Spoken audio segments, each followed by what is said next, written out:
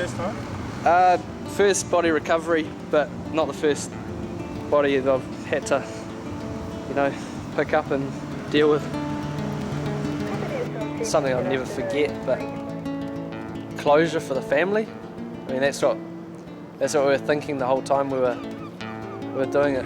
Every lifeguard knows there's a possibility they'll have to handle a dead person at some stage. But there's no training manual about how to retrieve a decomposed one. Just north of Piha, 2 lifeguard crews are on a grisly search. Where his position was, he was up under a rock, and unfortunately support 3 left us and we needed an extra set of hands, but... There's a report that a body has been washed up near White's Beach. And the 111 call was no hoax.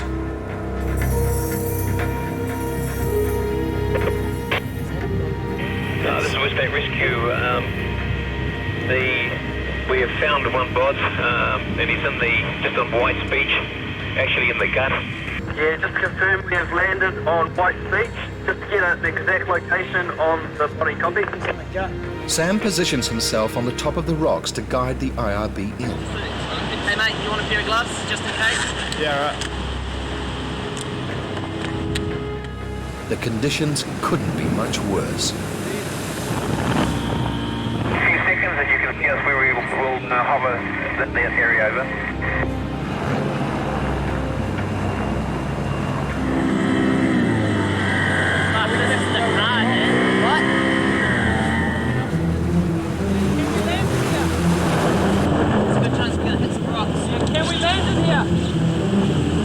An almost impossible spot to maneuver an inflatable craft into, let alone anchor it. The last thing Brendan needs is a punctured IRB. Alright, what are we going to do, man? Go up straight where, almost where that moor is now. Alright, what I want you to do is I'm going to try and go really softly. Then, a setback. Due to fuel, unfortunately we have to return back to mechanics base to refuel, but the lifeguard has identified the body. Okay, we need someone to stay here and hold it to the rocks. Soon, it will be just Brendan and Jamie. Okay, you guys alright? Because Sam, support 3, needs to remain with the chopper in case of other water emergencies. And Sam and Saunder have about a 10-second window to reboard the chopper on the precarious ridge. To race to base for fuel. Heavy. Half an hour later, Brendan and Jamie have managed to collect a badly decomposed body. It is evident that this body has been in the water for weeks. After a 20-minute bumpy ride, they arrive at North Piha. Here, the body is swiftly protected from prying eyes, and the case is handed over to the police.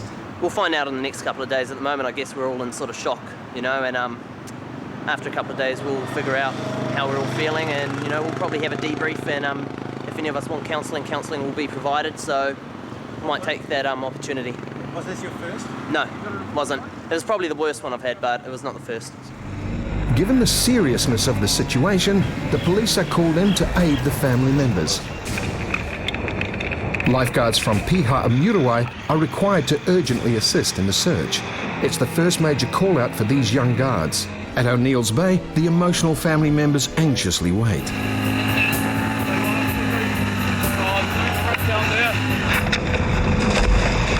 Lifeguards have to consider the possibility that the missing swimmer was able to swim into one of the many caves in an attempt to escape the strong currents. It is the same treacherous surging water mass, only it's in the dark. The check is to no avail. The emergency services are searching now for 35 minutes.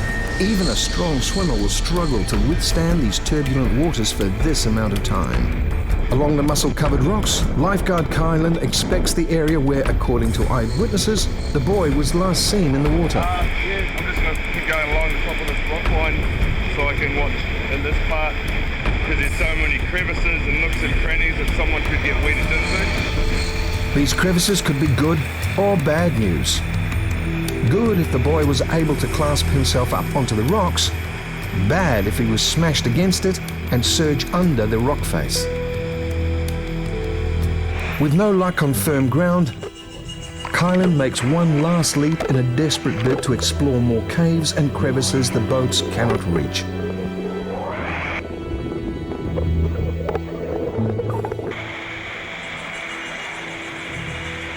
Suddenly, a glimmer of hope. A member of the public sees something black in the water, in front of the rock that separates O'Neill with the next bay.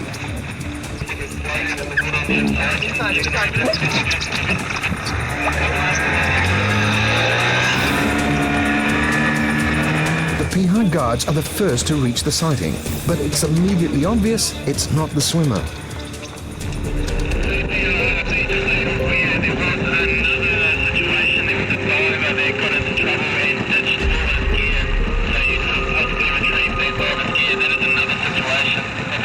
Yesterday, a diver narrowly escaped from drowning. After ditching his gear, he was able to reach safety. Vice Captain Trevor calls everybody into O'Neill Bay to reassess the situation. Yeah, we have no helicopters anymore, so at this point it's body recovery. It's hours down, so he's going to be underwater. We threw this rescue tube right here in the rib. It went out, over to the middle, and came back in. Yeah. So that's a potential, like, you know, some kind of thing we can follow. At this point, the body's clearly sitting on the bottom. Like, it's been an hour, it's filled with water, so. The lifeguards return to the water for a search of a different kind, a body recovery. The imminent outcome is devastating. No one is ever prepared for the feeling of loss. Seeing the family makes it really real. I think it affects everyone at a personal level. Sort of makes it a bit hard to sleep that night, but yeah, I'd just be really keen to find the deceased and give the family some closure. Again, more than 10 volunteer lifeguards have come to the beach to assist the professional lifeguards. They start their search in the shallows of O'Neill Bay.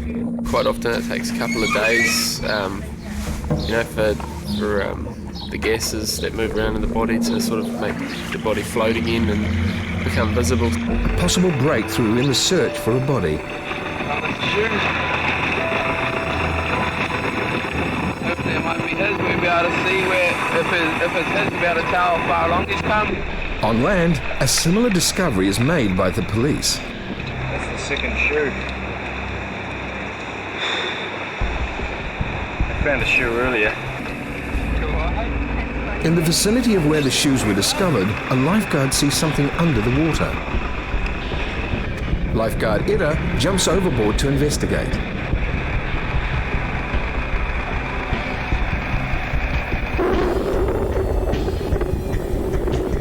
After a 10-minute swim through the murky water, nothing is found. Oh, it's just your mind plays tricks on you, when you're that keen to find someone.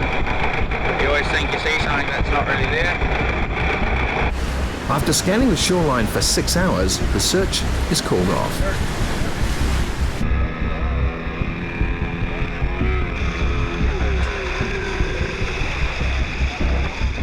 The police take the shoes to the family for identification. 4 days later, the body of the 16-year-old was found among the rocks several kilometers north of Bethels. Hello! Search and rescue! Is anyone there? An abandoned vehicle has been sitting in the car park for 2 days.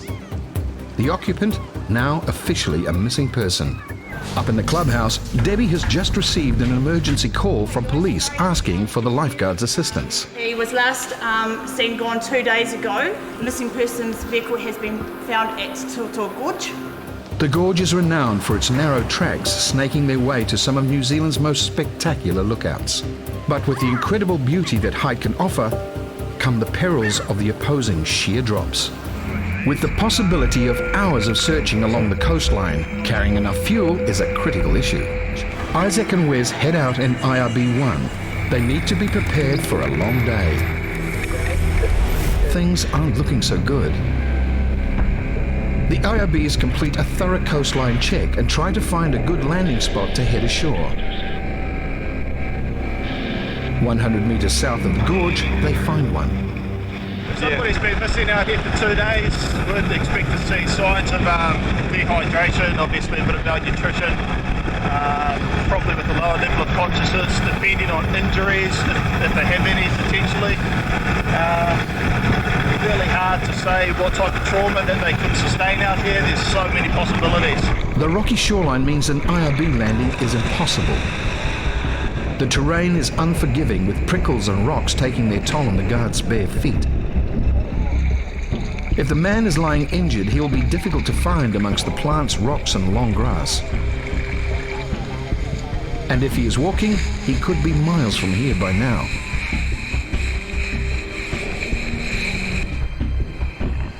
Hello! No response. Hello! Search and rescue, is there anyone there? Hello! Search and rescue, is there anyone there? After an hour-and-a-half search, Travis contacts Coast Guard for an update. Coast Guard, Coast Guard, Coast Guard. Land-based crew approximately halfway up to Toto Gorge Track. Can you please confirm whether or not there is a Landstar team or a team of individuals searching from land? Over. Regular IRB, this is Coast Guard Radio. Your message is broken and unreachable. Please return to base. Over. Waiting offshore, Debbie and Isaac prepare to pick up Travis and Wes. Battered and bruised, the search team make their way back down the steep cliff face. It's a short swim out to the waiting IRBs before they can make their way back to Raglan. A day later, the unthinkable becomes reality. And the missing man's body is recovered only 100 meters away from where the guards had stopped searching the day before.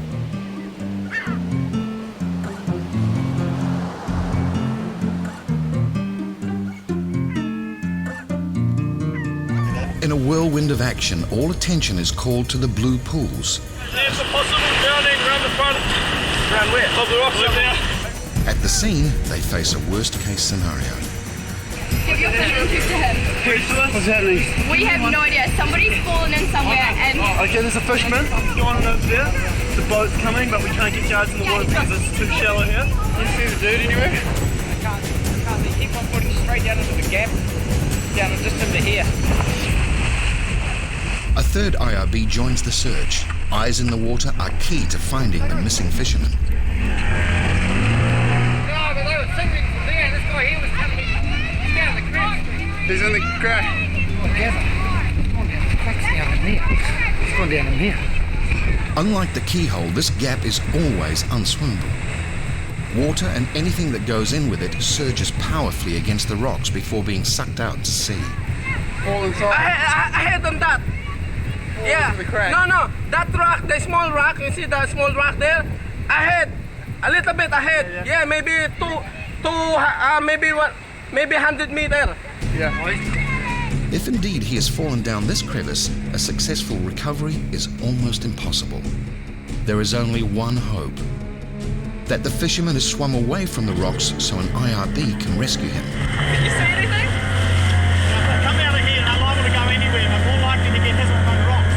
These surges are very powerful, and the lifeguards have to think about their own safety now. He tried to climb out. Yeah, she tries to climb on the rock, but the too big wave, so he just out. So we just put on the jacket, life jacket, but he didn't took it. A fatal mistake? But suddenly, a glimmer of hope. They see him.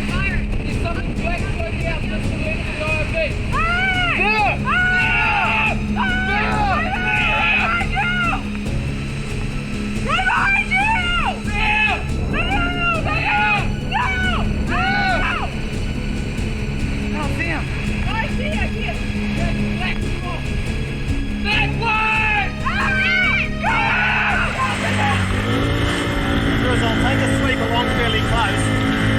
The last thing I want to do is get caught inside. He's in the way! He's in the way!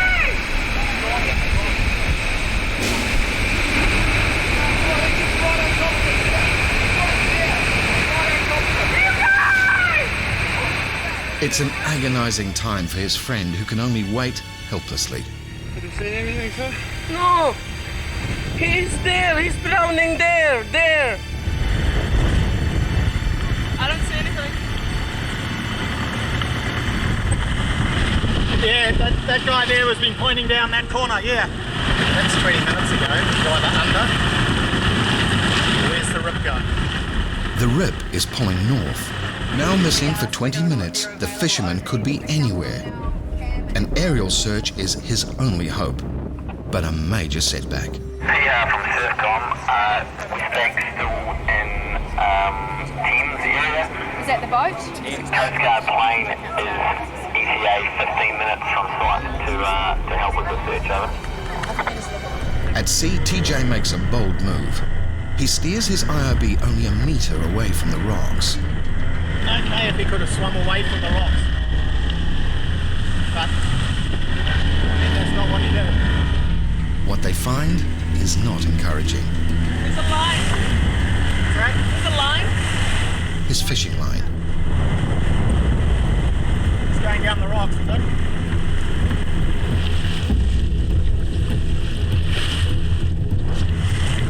That's a fishing line.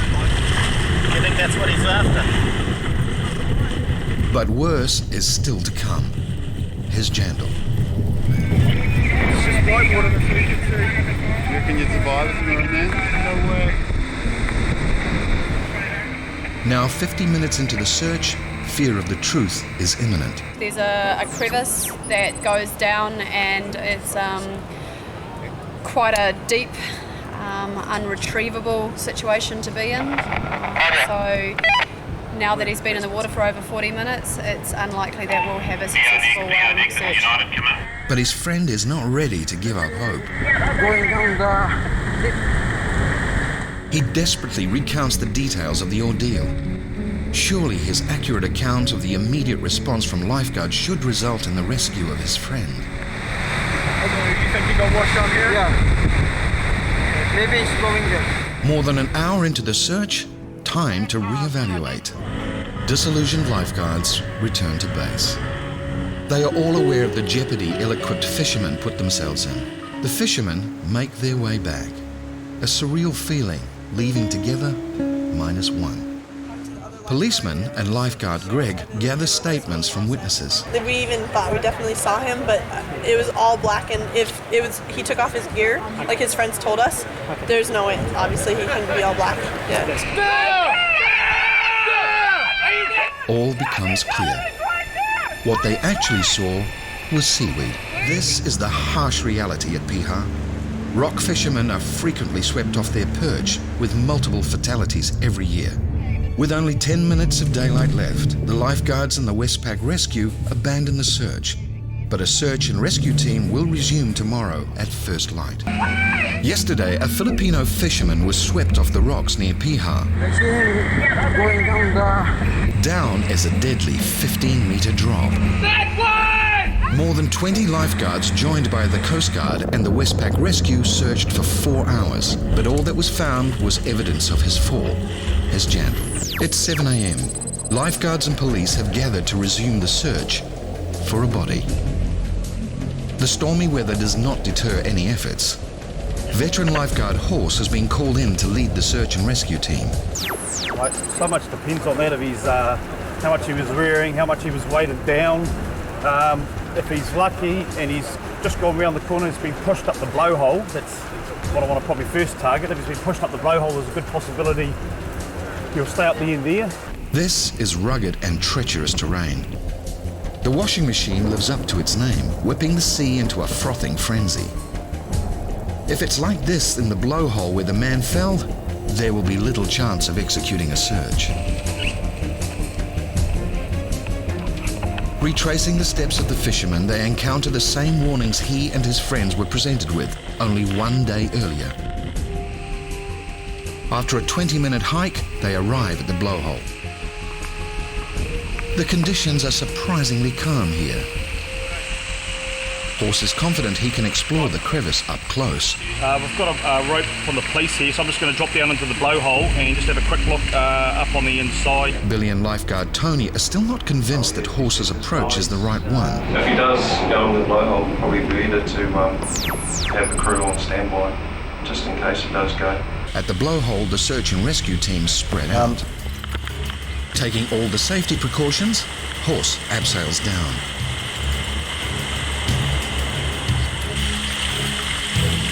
Meanwhile, in atrocious weather conditions, the police climb to every vantage point to see if the fisherman has been washed on to the rocks. It is clearly too dangerous to launch the IRB to search from the water.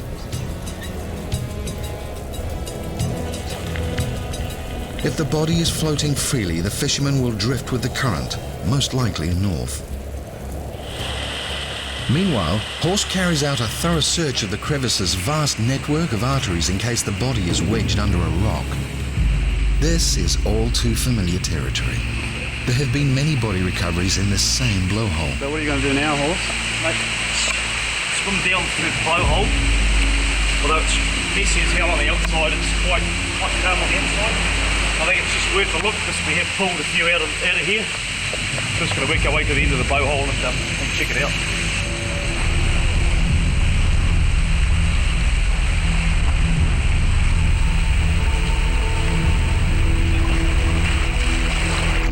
Horse systematically sweeps through the main crevice.